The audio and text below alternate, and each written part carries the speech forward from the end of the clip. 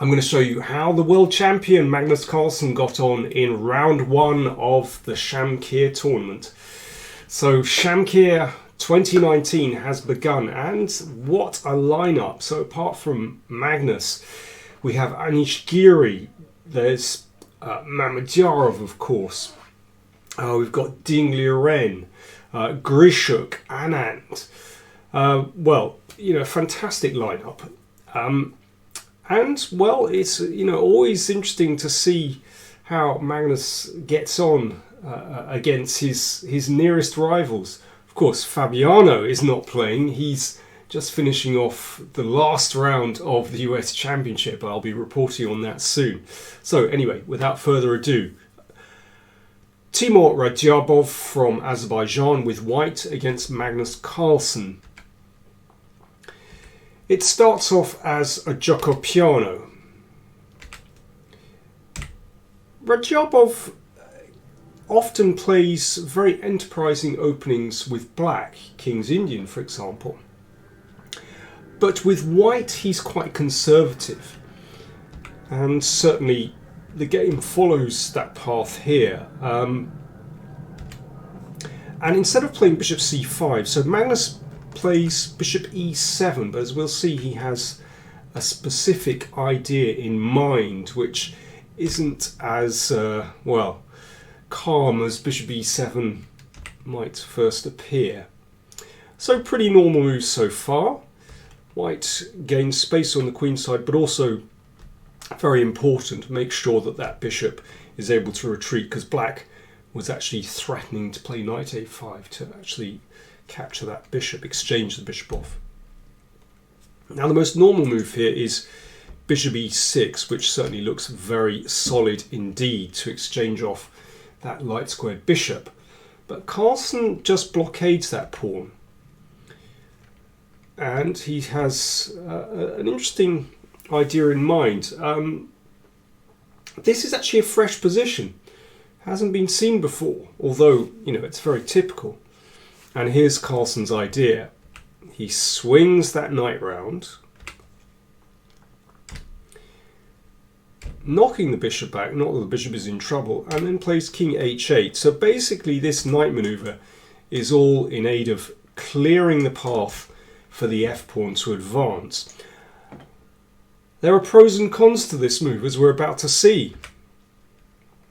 And f5, well, if this pawn is allowed to advance again, that could actually be rather nasty. So it's important that white exchanges this off. So it seems as though Carlsen has done pretty well from this transaction. Controls, or has greater control in the centre because he has an extra pawn in the middle. But the drawback to advancing the f-pawn, of course, is that there are now only two pawns in front of black's king, and much later on that could be problematic, whereas white has three pawns in front of the king.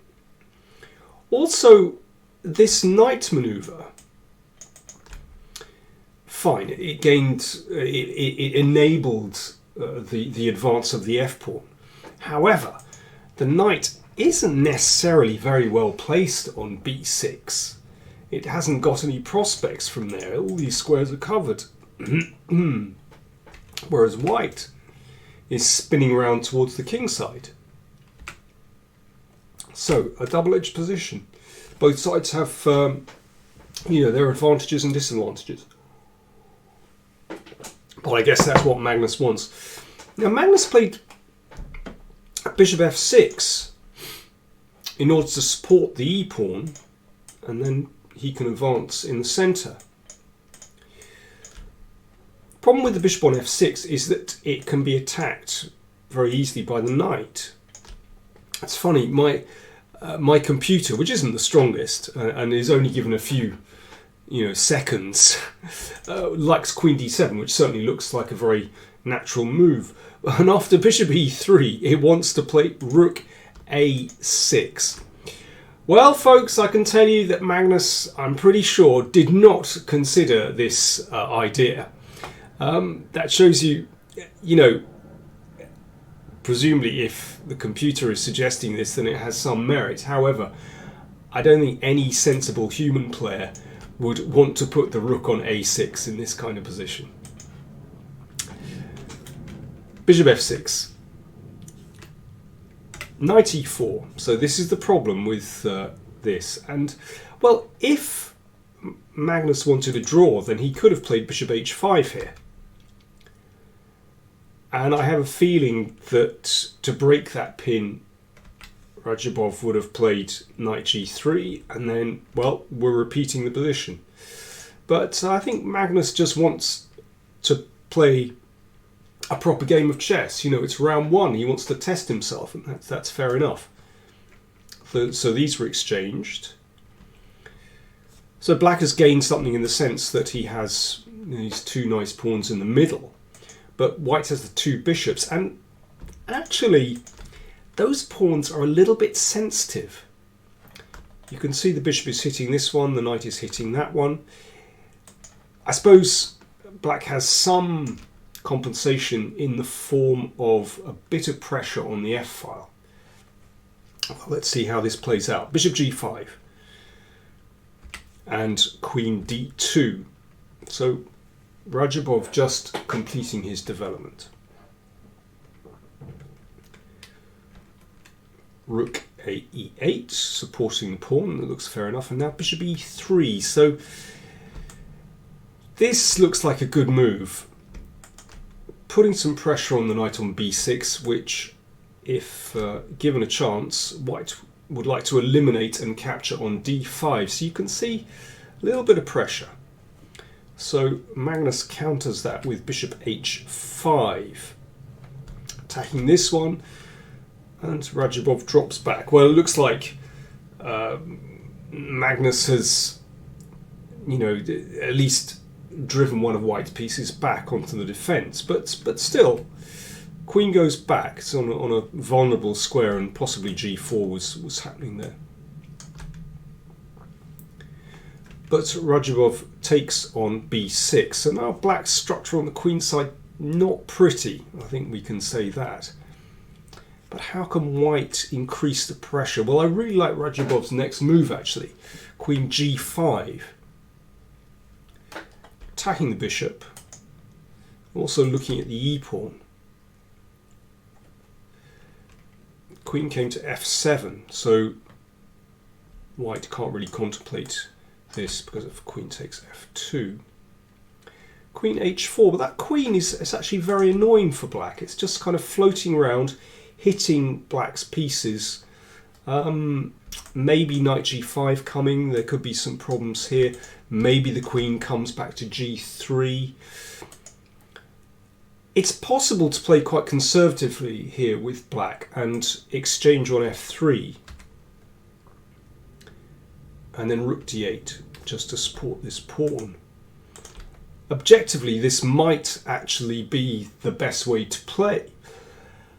But I think this would really consign black to a long and passive defence, because after giving up that bishop, it's very difficult to see how black can actually create any meaningful counterplay in this position. And I don't like these pawns. I don't like the queenside pawns. If things break open, that b pawn could be vulnerable.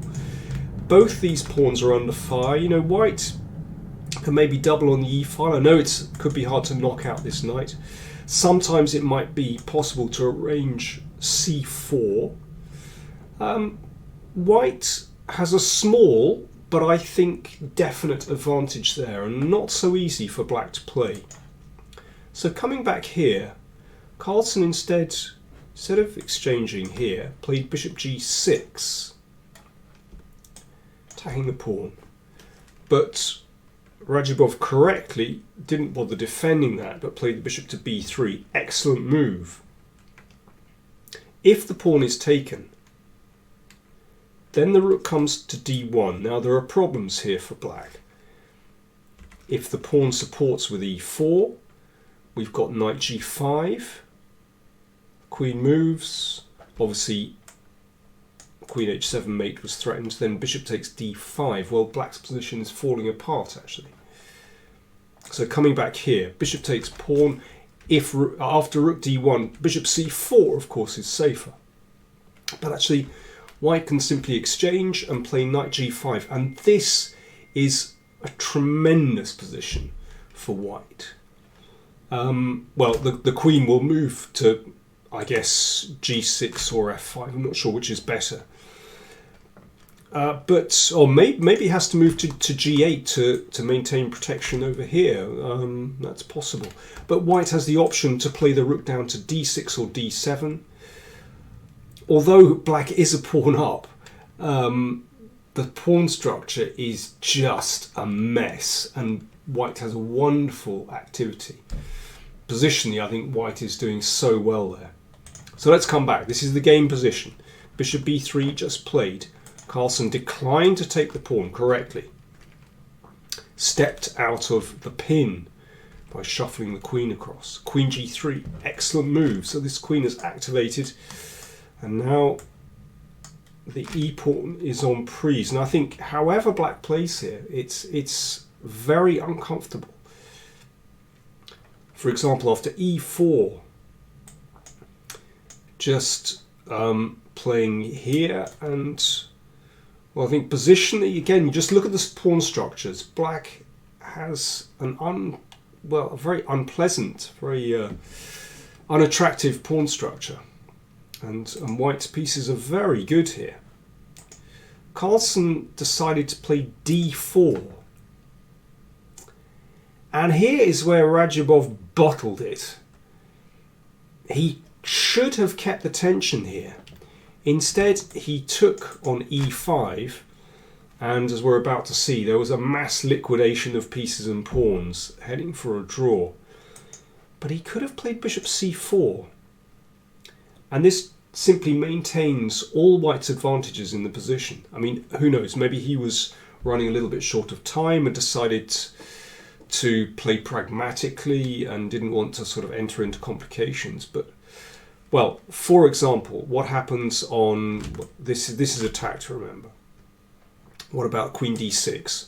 Well, we can take, and if knight takes pawn, then knight takes pawn here. Looks good. If pawn takes pawn and bishop takes d3, this isn't good at all. Once again, white has an absolutely storming initiative here. It's very hard for black to avoid losing material. So the threat is just to take here and exploit the pin. And if, let's say, queen c8, then, well, you can give a check and win an exchange. It's very difficult. What else we got? e4. Knight here. And, well, black kind of survives this one, but I think from a positional point of view, this isn't great. So black hasn't lost any material, but I think every single one of white's pieces is basically better than black's here. Queen and rook are active. The bishop is certainly better than the knight, looking at the king side, but has the potential to look in this direction as well. White's pawn structure is somewhat better than black's. The king is a little bit more secure than black's, with only 2 pawns in front of it here. I think a slight but very clear advantage for white in this position, basically. Well, whether you think it's slight or large, but anyway, there's only one player that's really playing for a win there. So yeah, I think Radjabov lost his nerve and took on e5. He is such a strong player, actually. I think technically he's very, very good. But sometimes he lacks a bit of resolve, or maybe he glanced across and saw a mean Magnus opposite him and thought, okay, draw is enough. So you can see we're exchanging lots of pawns, lots of pieces, and here we're drifting into the drawing zone. This one doesn't really stretch anyone. Rook and pawn endgame, equal material. Watch out for the checkmate on the back rank. Done. And now just the pawns are being exchanged, and they end up in an endgame with equal pawns, and they even manage to get 2v2 on the king side, and here they called it a day. Fair enough. In fact, all the games were drawn in the first round of Shamkir. There were some exciting ones actually. Anand and Navarra had a great game, very interesting game. But yeah, I think in this game we saw Magnus, testing in the opening, playing something quite enterprising, but Radjabov really matching him, and without any difficulty at all, and should have played for a win, in my opinion. Anyway, I'm sure we're going to see lots of adventures in Shamkir. Watch out for my reports. And before then, of course, I have to wrap up the US Championship, which, as I'm recording this, is taking place. So watch out for that last round report coming to you pretty soon. Thanks for watching.